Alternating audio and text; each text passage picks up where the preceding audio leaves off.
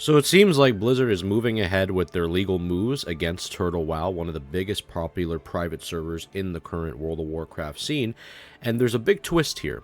The official defendant, Josiah Simmer, is basically saying that he's not even a part of TurtleWoW, and Blizzard has gone too far. Now, this is a very interesting case because we've been waiting for an update for quite some time now, and I feel like a lot of people want the answers. Will TurtleWoW last? Is this entire motion just going to fall flat? Will the court case even uphold to any of this if they can't find any information? And the jurisdiction, that's a big question that we all have on how they're going to get everybody to come to court because they're basing all this stuff within California. It's very interesting and it's very intriguing at the same time, but I want to break, the update down to you guys today. And, let's talk about what's all really about, what's Blizzard's asking for, and, what Zimmer is saying in return, and what does this mean for, any future classic private servers or just fan-made servers in general. Let's talk about it. So here's the basic setup. Blizzard filed what's called an ex parte motion for early discovery. Now, for people that are not lawyers, including myself, I'm no fucking lawyer, I'm just a stoner from time to time, but I like to read into this shit. Much love to you. That's legal talk for basically saying we want permission to collect evidence before the normal discovery phase starts. Now, why is this? Blizzard is basically saying that real people behind TurtleWoW are hiding behind fake names, aliases, and anonymous accounts, and they can't move forward with the case until they know who they actually are. And this is quite alarming real quick, because I want to talk about this. If Blizzard can't move forward, how can they even proceed to even file this junction within a court? It might just get thrown out. But we'll extend upon that conversation a little bit later. Blizzard's asking the court to let them subpoena the companies like domain hosts, payment processors, and social media sites to uncover real identities. They're saying we're not asking for messages or private content, people freaking paying their bills more than likely using their regular bank accounts like everybody does in the world. Just people who are behind those accounts, who are the individuals that are funding those accounts, providing those assets to those accounts, so they can clearly understand who these people are, and that their claims on what they're saying, even in their own, court junction, their own, defense, is actually the individuals that they are trying to tackle, is actually the people that they are claiming on this profile that are the bad actors according to this RICO charge that they are doing.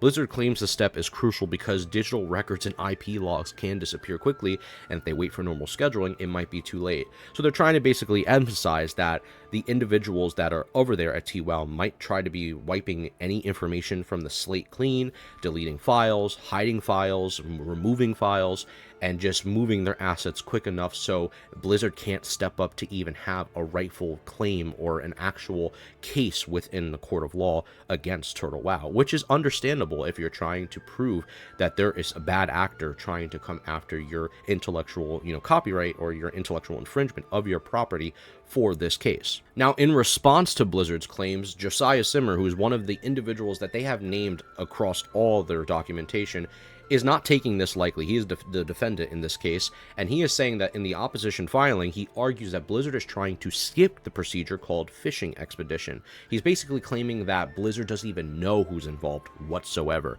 They're just making guesses. He say, she said, this person did this person did that. They're pulling at straws here is what he's trying to say. It's like a lineup of people that you see, who caused the murder, who robbed the bank, who's behind the mask.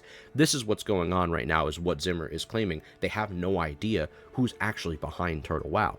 And in this case, for Zimmer's response, he's not exactly wrong, because even Blizzard is admitting from earlier that they want to find who's truly behind these accounts. They have no idea really either. So they're just throwing names at the wall, which they claim that they have, but why would they still keep pushing for other names if they don't have them?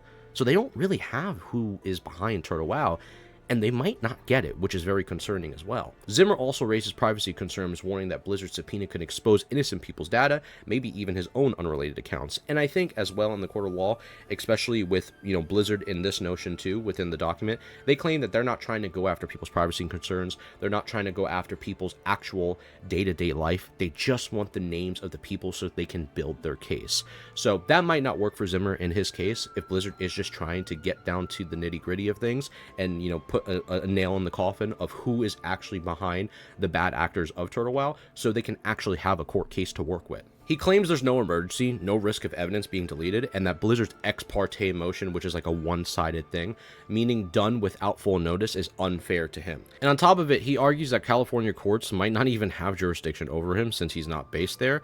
And I think that's one of the strongest gray areas in this entire case, is that there is way too many individuals spreaded across the country, not even in the US, many other countries, that work with TurtleWoW. There obviously is people that are working with TWoW, but we might not know the true identities behind those names. And if Blizzard is trying to claim specific things to make connections through accounts, try to get subpoenas, and they go on this massive expedition of just trying to find who is it anyway, this is going to probably take months or maybe even years at this point.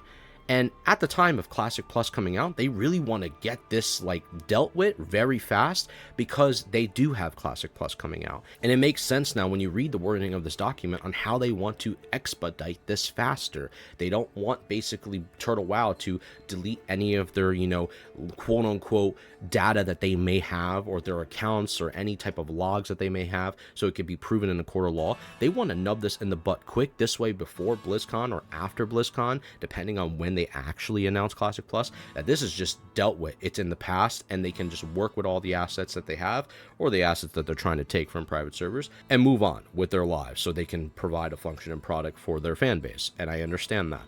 At the same time, Zimmer's main line straight up, and this is from his quote, not mine, he's not part of TurtleWoW, and Blizzard's targeting the wrong person. And whether we believe that's true or not, there is one truth to his sentence. Targeting the wrong person is something that Blizzard might be doing if they don't actually have the true names behind TWoW. In a legal court system with a judge, if they don't actually have real evidence in front of them saying this is the individual and A plus B equals C, they have no case in this specific argument. And that is not a good look for Blizzard's, identity here. So here's where we get to the middle ground.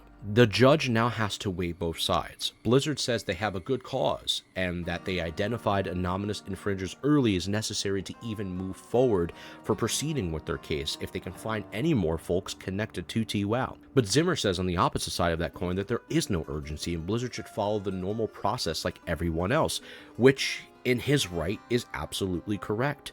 There is a process that must be followed in a court of law that every single other motion like this follows within every other case. And Blizzard's trying to expedite that.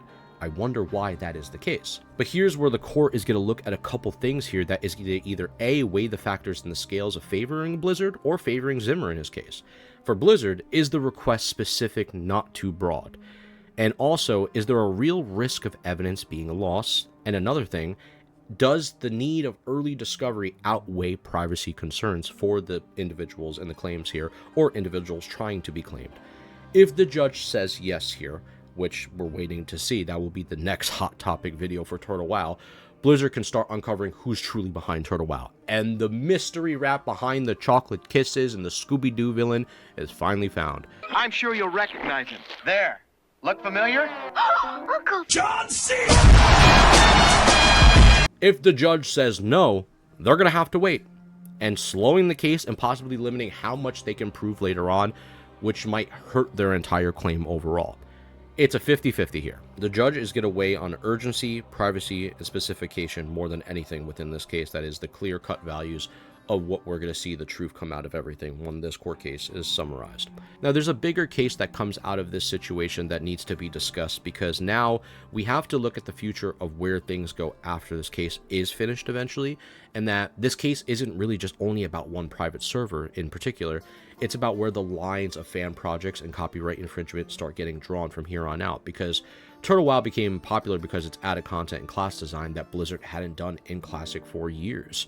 And kind of like, a community-driven development cycle, these developers over there at TurtleWoW really saw the original ideas from the OG developers and decided to say, you know what, let's give it a twist that the Classic fan base has never seen before. And we learned this as well, even from Blizzard, by taking interest with Season of Discovery, by trying things that we've never seen before with the Classic scene and the Classic team that has worked on, whether they got their, ideas from private servers or not. At the end of the day, Season of Discovery for a lot of people was a success, and people had a really fun time with that project, including myself. I had a great time with Season of Discovery. But legally, it still uses Blizzard's assets and IP no matter what at the end of the day. We can all agree on that. And even my arguments, whether it's the OG team or not, that is the truth. It is their, assets. Does it suck to have that conversation as a private server enjoyer? Of course. Do I wish there was a medium to find peace between both? 100% I do. But that is the reality of the situation at the end of the day, even though I don't like a lot of things that Blizzard does. That's just my personal bias, but there's nothing wrong with me having my opinion, right? But it puts it in a gray area that's been around since the early days of WoW emulation. So if Blizzard wins, it could set a stronger precedence against private servers in the long run. Now, if Zimmer were to win and the TurtleWoW team wins here, or if the case just drags out to the point where the court just throws it out because it's not worth the argument, it might encourage more community-driven projects to keep operating quietly. Now, I know that sounds weird in a way, because you might say, well, wouldn't this mean more private servers would just take the opportunity to steal more, assets and IP infringement from Blizzard?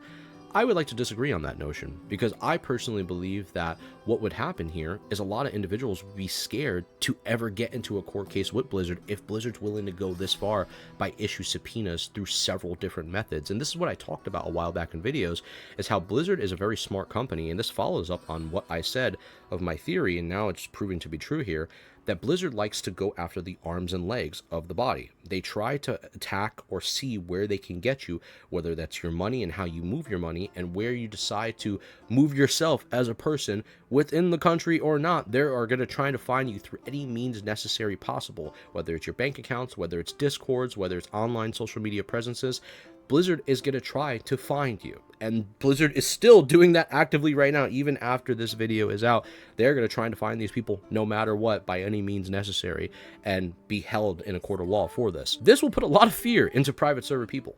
They don't want to get involved with this when they don't have nearly a fraction or a percentage of the money that Blizzard with Microsoft and Activision has going into this. So, with all due respect, I disagree that this would cause more people to run a mockery upon Blizzard's IP and start stealing their ideas, and it would blow up for them, because that's never been the case except for TurtleWoW, quite frankly. And to be honest, it's the only truth, but outside of Nostarius, which caved in on their own choices many years ago. TurtleWoW, in this case, is the only one single anomaly that has happened, and in this scenario, they're in the biggest shit show of a court case to begin with that is keeping a lot of other private servers quiet. Either way, it's a moment that could define how Blizzard handles the fan-made classic content going forward, is what I'm trying to say. It's very intriguing. I'm really curious to see how this world of, Warcraft and private server life is handled after this whole fiasco of this court case is truly done. So here we are at the end of the video, and I want to explain this one last thing, which I think is one of the most important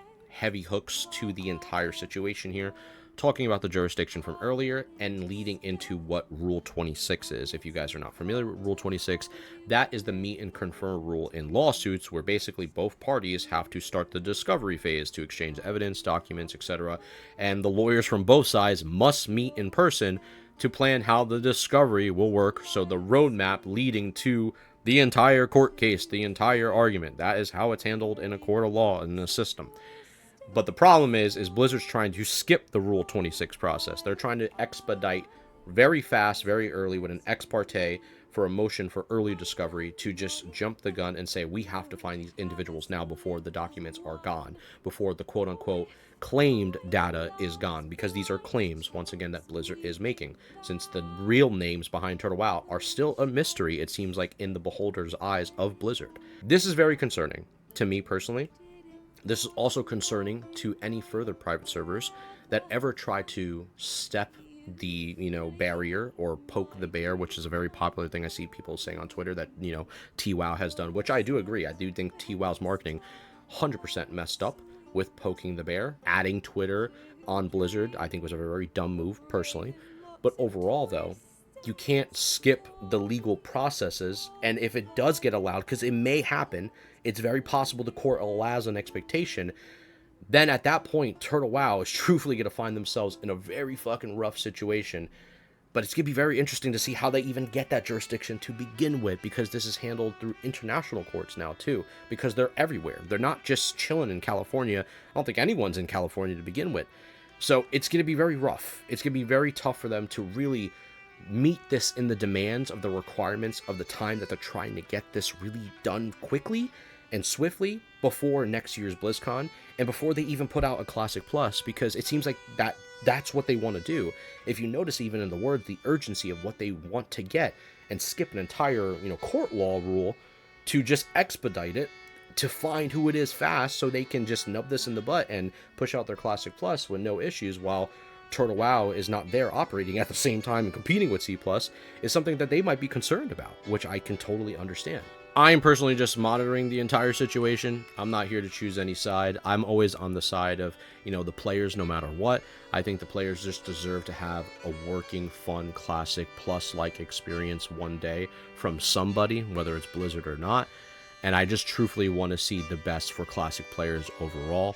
I think this is a very interesting case. This might last months, maybe even years to come. Who the hell knows?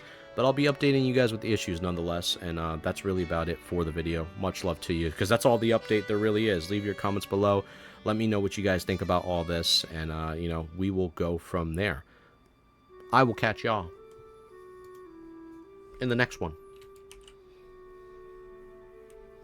Don't put me on the list, bitch. I'm not there. Next, we're going to have to get the damn Epstein files or some crazy shit, and some other wild news is going to come out. We're going to have to start reporting. I'm getting out of here, dog. I'm moving to Italy. I'm going to go meet my mafia family, and we're going to go on a boat and have a couple croutons with buttermilk dressing and some red wine. Peace out, bitch.